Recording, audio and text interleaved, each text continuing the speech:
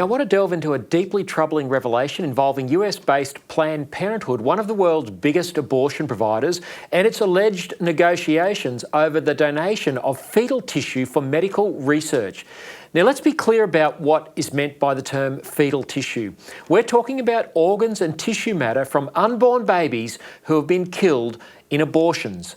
David Daleiden, who will be known to many of our viewers as the pro-life citizen journalist who some years ago leaked videos sensationally catching Planned Parenthood executives in the very act of negotiating the sale of baby parts to biotech companies. Now, Kamala Harris, whose name might also ring a bell, prosecuted Daleiden at the time when she was the Attorney General of the state of California. She didn't prosecute Planned Parenthood for illegally trying to cash in on the parts of dead babies. She prosecuted the whistleblower. Now, the last known organisation to commercialise body parts from murdered humans were the Nazis. That's just a statement of fact. Now, despite Harris's persecution of Daleiden, he has persisted in his pro-life advocacy all these years. His latest revelations come through America's equivalent of Freedom of Information laws, where Daleiden has obtained emails indicating that Planned Parenthood negotiated terms for donating aborted fetuses, some up to 23 weeks of gestation, to the University of California, San Diego, for research purposes.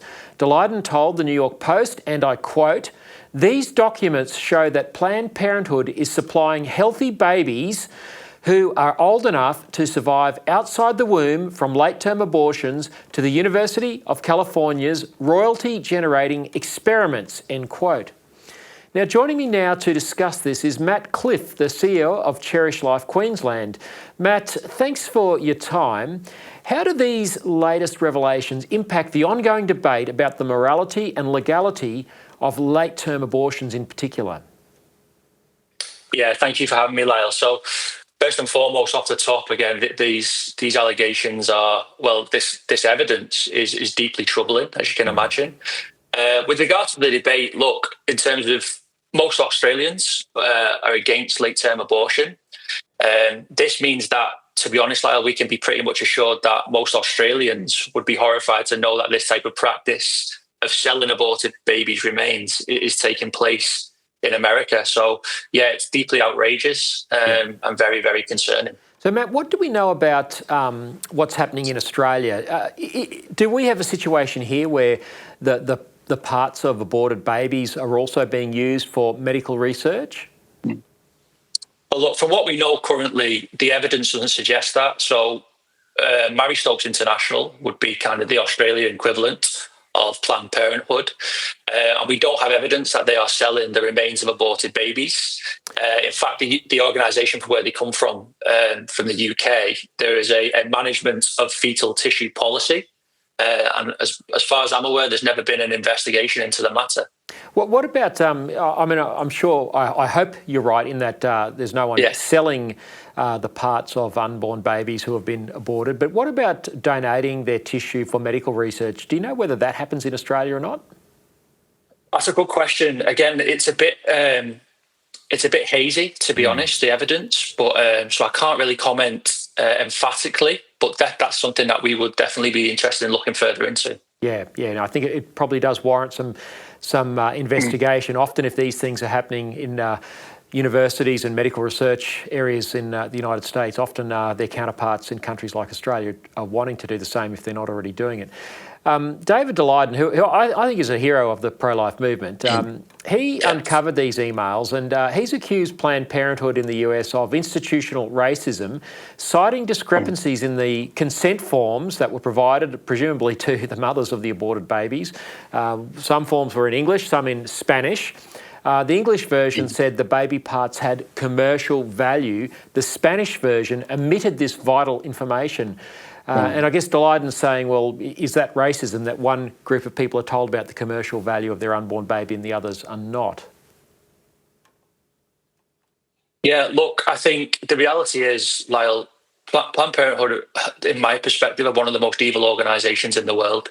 You know, not only do they provide misinformation to profit off the back of vulnerable women who are seeking help with crisis pregnancies, they also obviously consistently lie, and they also profit again off selling the aborted children. So this is not an organisation that has any credibility whatsoever, to be honest. No, that's exactly right, and good on the New York Post for publishing these latest allegations.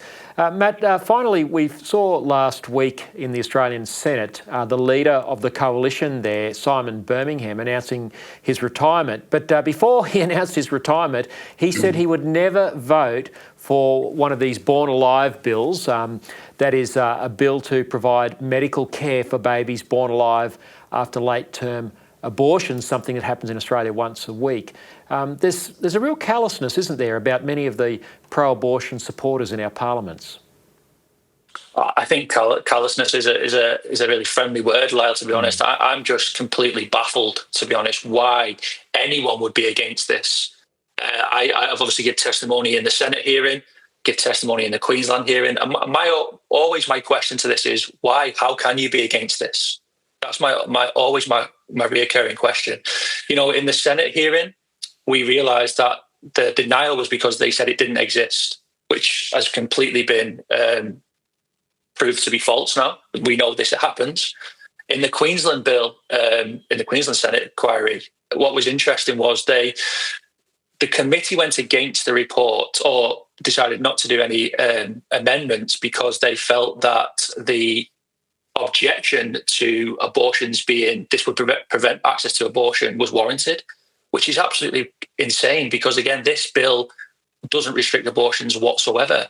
The only issue, the actual restriction they cited was stigma. It wasn't a physical restriction or anything like that. It's because it might impose a stigma on those getting abortions, which, again, is completely subjective. Yep. Absolutely crazy. But then when you see senators like Mr. Birmingham come out and say that, again, you just wonder, have you actually looked at the research? Have you actually looked at what's going on here? Yep. It's confusing. It seems that they don't want to look at it. He doesn't want to acknowledge the fact that there are babies being born alive and left to die, and he's trying to suppress that by saying he doesn't want to do anything to take away so-called reproductive rights. Matt Cliff, really appreciate your perspective, appreciate the fight you're waging up there in Queensland, and we look forward to hopefully seeing some better legislation to protect babies born alive up in that state now that there's a new government there. Matt, thanks so much for your time. Thank you, Lyle. Thank you.